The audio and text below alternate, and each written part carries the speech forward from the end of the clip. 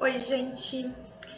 Então, o vídeo de hoje que eu quero trazer para vocês é uma famosa tese filhote, assim que se fala normalmente, né? Que é a exclusão do ISS da base de cálculo do PIS e COFINS, não do ICMS, mas do ISS. Bom, por que eu quis trazer esse assunto para vocês?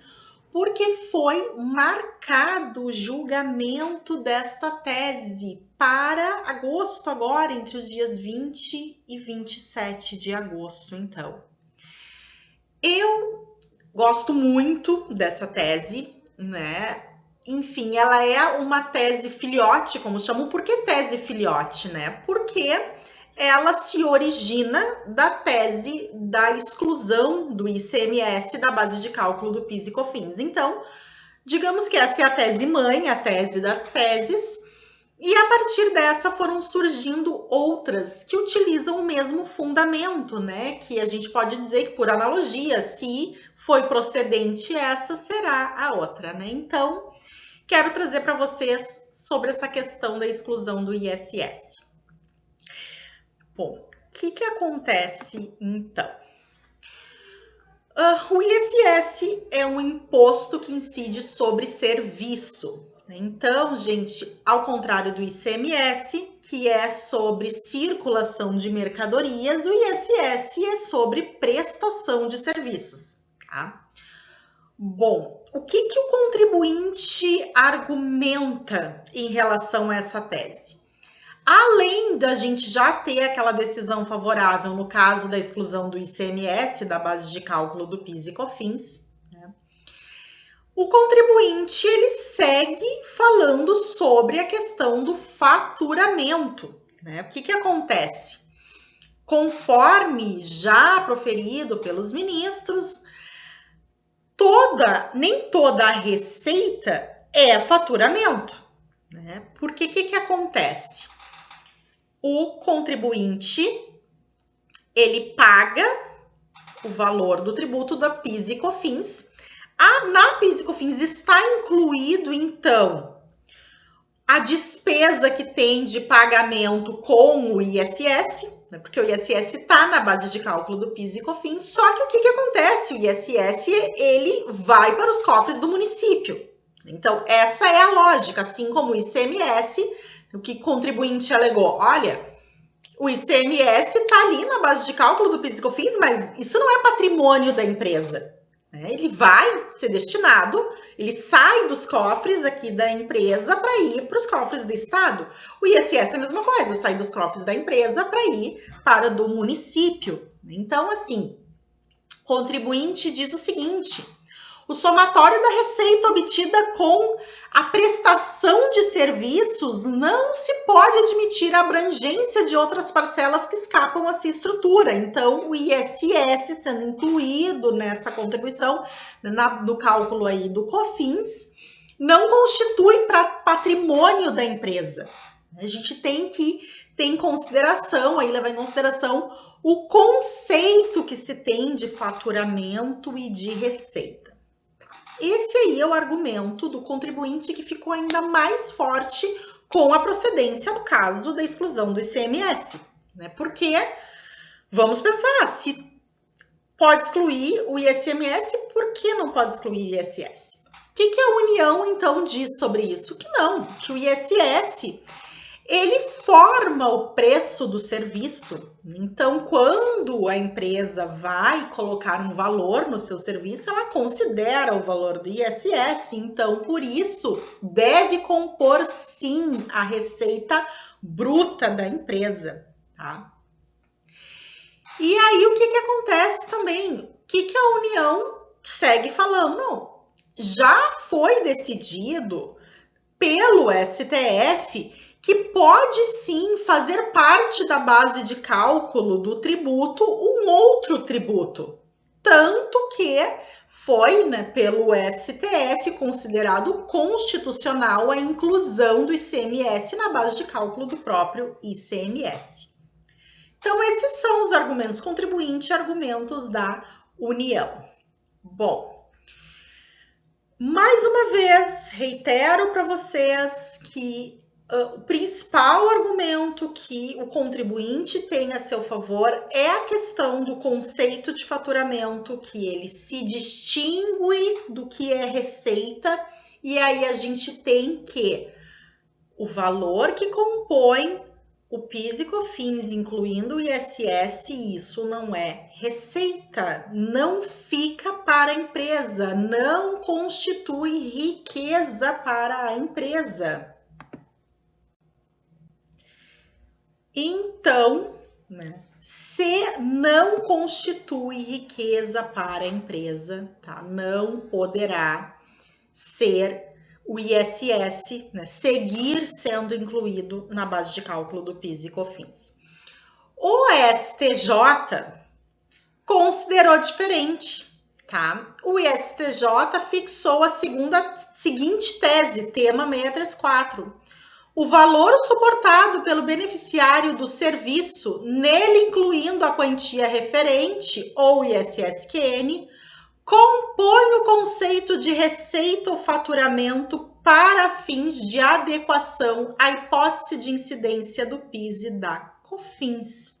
Assim, foi julgado em junho de 2015 e fixada essa tese pelo STJ. Por esse motivo, quando o contribuinte ajuiza a ação na justiça, a ação acaba sendo improcedente, precisamos recorrer até que chegue lá no recurso extraordinário a ser julgado pelo STF, porque os tribunais, enfim, ali no primeiro grau, segundo grau, estão julgando improcedente, tá bem?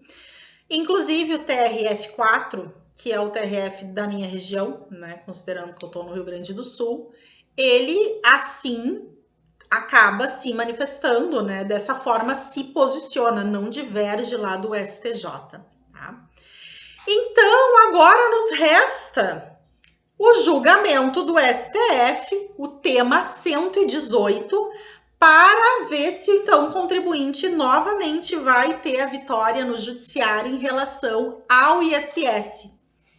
Eu sei que vocês devem estar pensando, né, o mesmo que eu também penso, mas, prof, qual é a lógica? Qual é o argumento que o STF pode utilizar para não julgar procedente? Porque é a mesma coisa, não tem diferença. Se o ICMS não compõe, porque o ISS vai compor.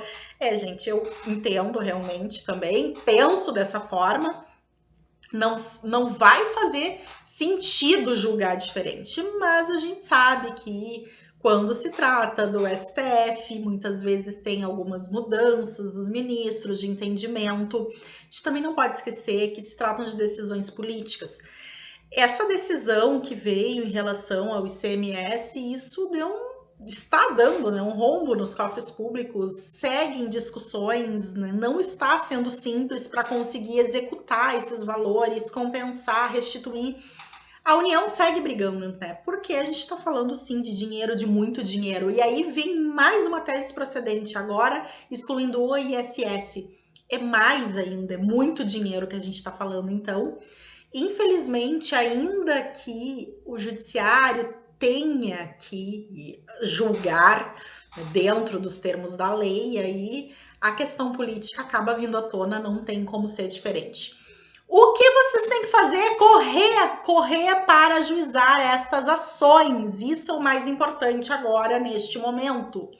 Porque pode vir a tal modulação dos efeitos, não esqueçam, isso aconteceu com o com o ICMS, né? A gente viu aí o julgamento dos embargos de declaração, acabou modulando os efeitos, foi, claro, uma confusão essa tal de modulação, não foi nem tanto para a União, nem tanto para o contribuinte, ficou ali no meio termo, mas o importante é que foi modulado os efeitos e pode vir a acontecer agora com o do ISS, eles ter a determinação de que só vai ocorrer de fato a exclusão, na verdade, só poderá compensar ou restituir os últimos 5 anos quem ajuizou a ação até a data do julgamento, os demais apenas futuramente, né? Apenas a exclusão futura. Então, isso pode sim ocorrer, né? essa modulação de efeitos, por isso é bem importante que se ajuize a ação antes. Quem são os contribuintes que podem estar ajuizando essa ação? Empresas prestadoras de serviço que não estejam sendo tributadas pelo Simples Nacional, né? Tem que ser lucro real ou lucro presumido. Aconselho vocês que ajuizem mandado de segurança. Pode ser uma ação ordinária? Pode, mas eu acho melhor o mandado de segurança porque não tem o risco da sucumbência ao final. Então, aquilo que pode ser um ônus, um bônus para o cliente, depois se torna um ônus porque perde e ainda tem que pagar a sucumbência lá no final, nenhum cliente gosta. Mas isso sempre é uma decisão do cliente, a gente tem que esclarecer a diferença entre as ações, como é que funciona. A gente não pode esquecer que o mandado de segurança é compensação, né? Mandado de segurança não restitui. Ele tem uma sentença, então, que concede a segurança para fins de estar compensando aquele valor. Quanto que a ação ordinária, essa sim, já pode ser feito o cumprimento da sentença e tá aí restituindo para o cliente, né? Então, tem essa diferença. Ainda que o mandado de segurança seja apenas para fins de compensação, eu vejo como mais vantajoso pelo risco da sucumbência. Porque, claro, a gente vai ajuizar ação de milhões, né? Não é coisa pouca, é 2 milhões, 5 milhões, 10 milhões. Então, vamos tentar calcular o risco e deixar nossos clientes satisfeitos e nós também, porque a gente recebe sim aqueles honorários contratuais ao final. Quando procurarem o cliente, tem que pedir, claro, gente, assim, ó, até bem sinceramente, para ajuizar o mandado de segurança, não são necessários tanta documentação ali, tá? Pode ser os comprovantes de recolhimento do PIS e COFINS dos últimos 5 anos, enfim, né? Contrato social da empresa mostrando o objeto, porque o mandado de segurança ele vai conceder ou não a segurança. Depois, quando se for fazer a compensação dos valores, aí sim tem que ter um cálculo fidedigno, direitinho, documentação certinha, porque senão a Receita não vai deferir o pedido da compensação, né? Mas assim, inicialmente, às vezes a gente tá com um pouquinho de pressa e o tempo tá apertado, daqui uns dias tem julgamento, talvez não foquem tanto na questão da documentação, mas depois no cumprimento de sentença, isso. Cumprimento de sentença não, porque mandado de segurança não tem, mas para a compensação, ou se forem ajuizar ação ordinária para fins de cumprimento de sentença, vai ser necessário cálculo bonitinho e os documentos. Daí a prof faz um outro vídeo explicando para vocês o que precisa, como faz o cálculo, como apresenta o cumprimento de sentença. Tá bem? Qualquer dúvida, comenta aqui, me chama lá no Instagram, que eu esclareço as dúvidas para vocês. Não esquece de deixar o like no vídeo, qualquer coisa, deixa um comentário, sugestões, críticas, elogios. Tá bem? Então, até o próximo!